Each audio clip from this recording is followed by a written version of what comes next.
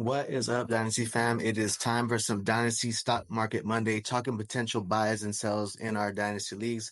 Going to be looking at the value, right? Dynasty value of certain players and what's the market looking like, what's consensus perception around these players, and looking at some areas that we could capitalize on that in our Dynasty league. So getting right into it at number 6, no particular order, guys, but a hard buy for us right now is going to be Jackson Smith and Jigba.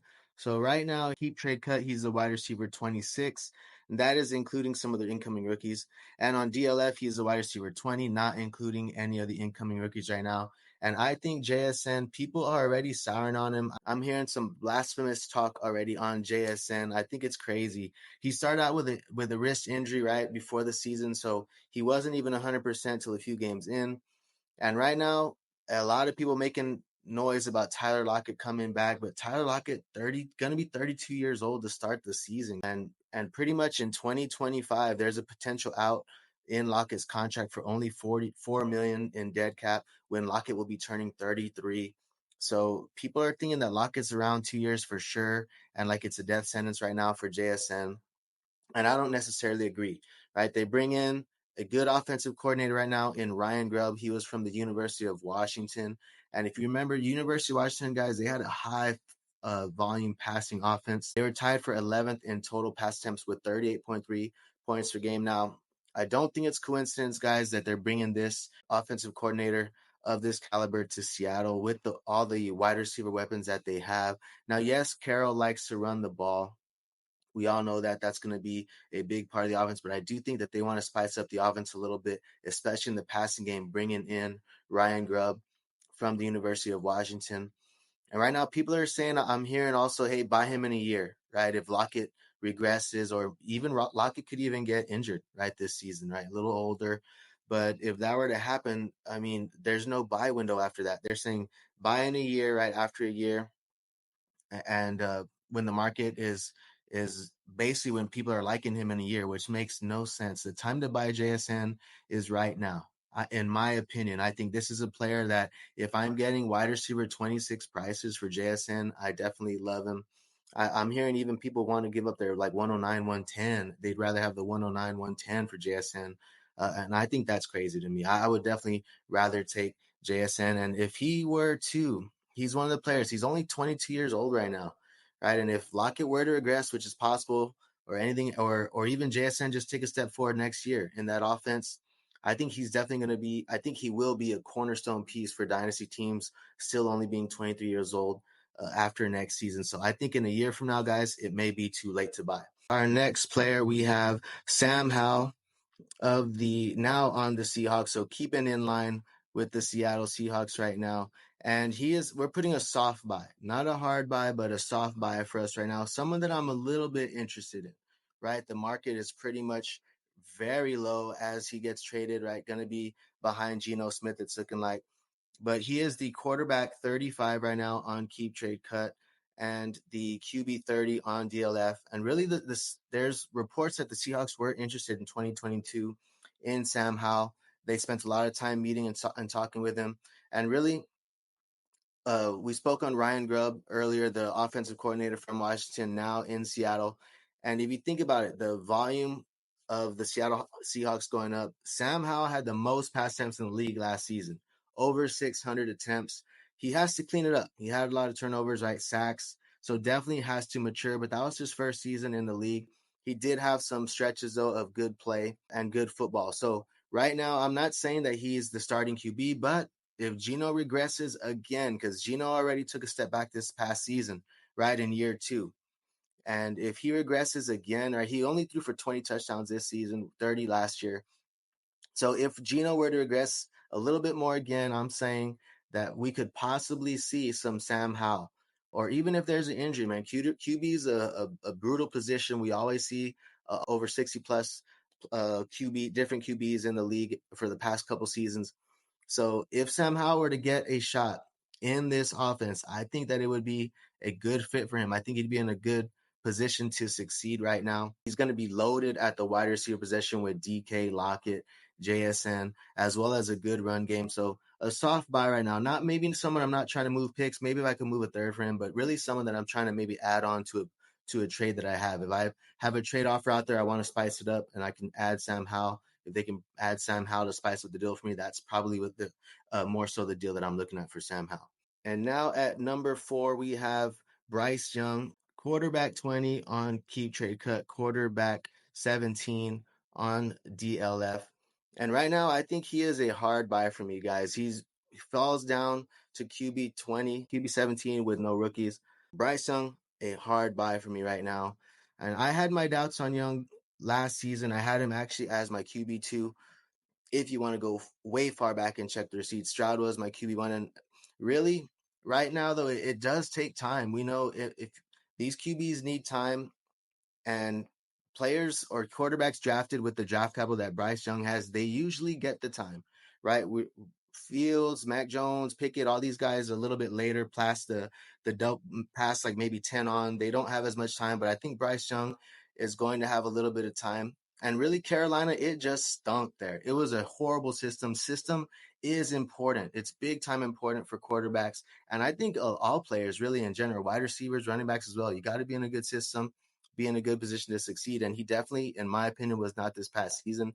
They had no weapons. Now they bring in Deontay Johnson, who is a good separator. I think he's going to help them. Right now, they're showing interest in Mike Williams as well. A little deep threat, veteran presence there. They also have 2 early second-round picks, like 33 and 39, and a loaded wide receiver class. I think they will get him some more help. And right now, they bring in Dave Gonzalez, who was important 2 years ago. He was an OC in Seattle when we had Geno come back and actually have a good season, or a breakout season, you can call it. So he was responsible for the emergence of Geno Smith.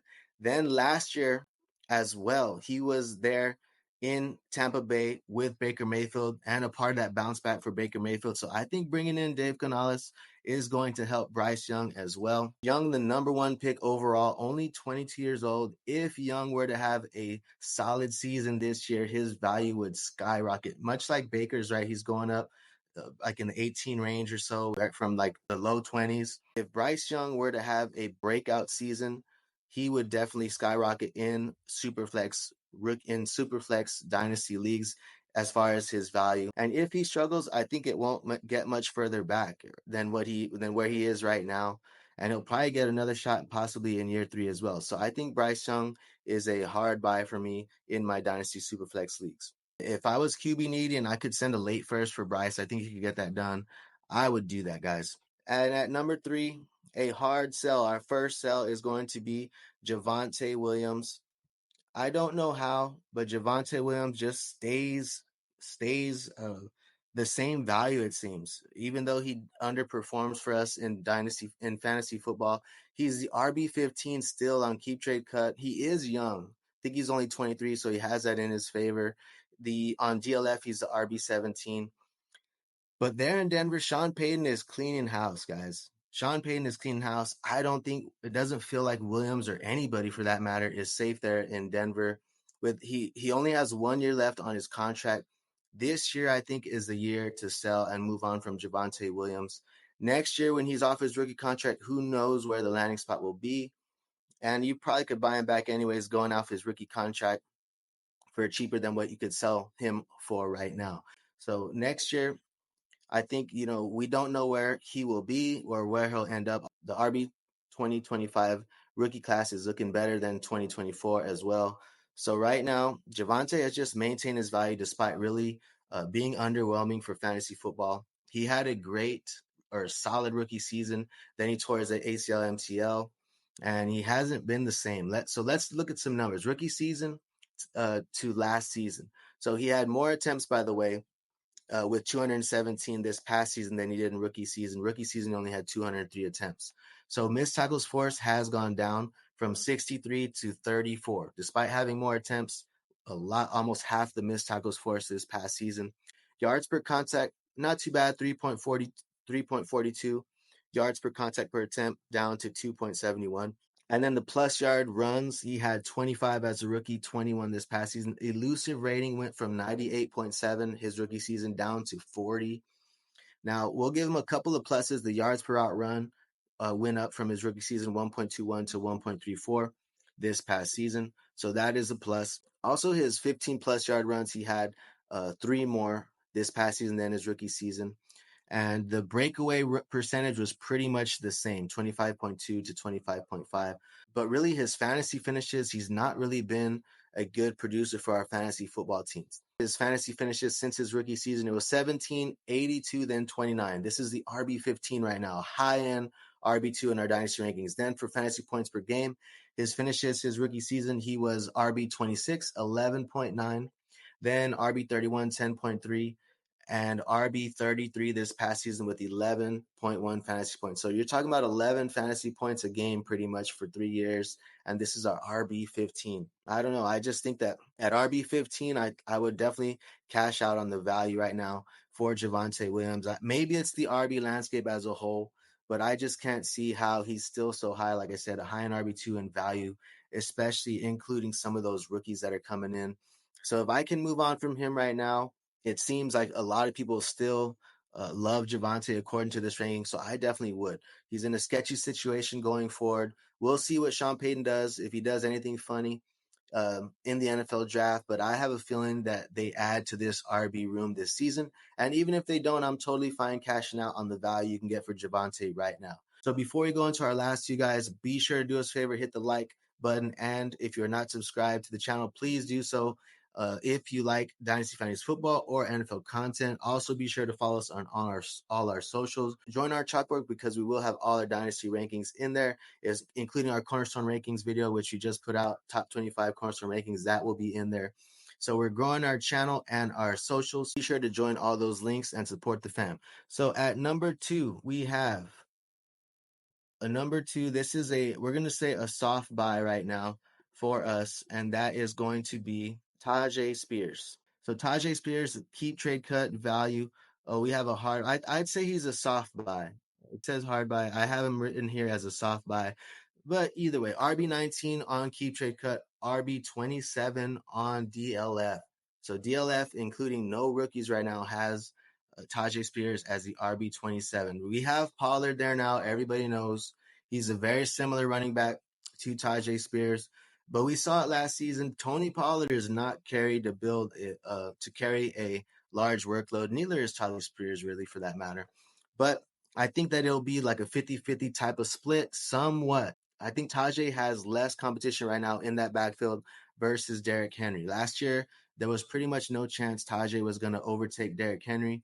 But this year, I think that he has a good shot of being like in a 60-40 split with Tony Pollard and him being the dominant back in that backfield. Pollard underperformed big time last season, and I think Spears can show that he has more juice and he can outproduce Pollard in that backfield. I think there's a good chance that we could see more Spears over Tony Pollard next season in that backfield. He even outsnapped Derrick Henry. There was quite a bit of games this past season where he outsnapped Derrick Henry. They love him in the passing game. He's got dynamic playmaking ability. So I like Tyjae Spears right now as a soft buy for me, depending on the market. If I could get like a mid to later second for Tyjae Spears and an RB needy team, definitely don't mind doing it. Now at number 1, a hard sell for me is going to be Zamir White. Right now, he's the RB23 on Keep Trade Cut. On DLF, the RB28.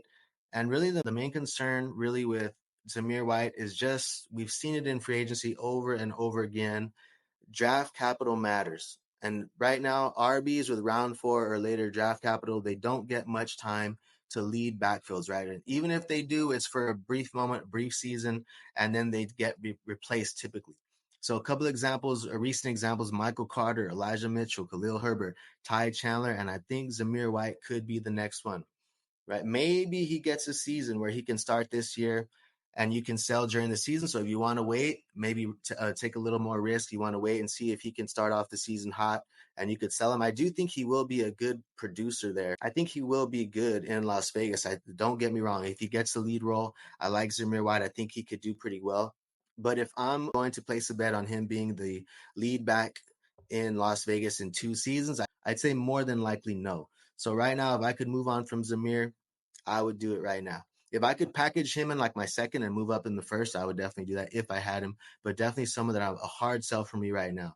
So there's talks right now about Las Vegas bringing in Madison possibly, which I think would actually be good for Zamir. If it's Zamir and Madison, I don't think Madison is a lead back in my opinion. He's not built like Zamir. So I think that would actually be good for Zamir White, but we'll see. It's a little bit dicey. Las Vegas can draft a running back, and it's just pretty much all over for Zamir White in a month or so, right? And he would never even get his time to shine. But one of the guys that I think is risky and a hard sell for me right now, Mr. Zamir White. So let me know in the comments, guys, what you think of some of these players. And as always, thanks for tapping in. Don't forget to like, subscribe, and join the fam.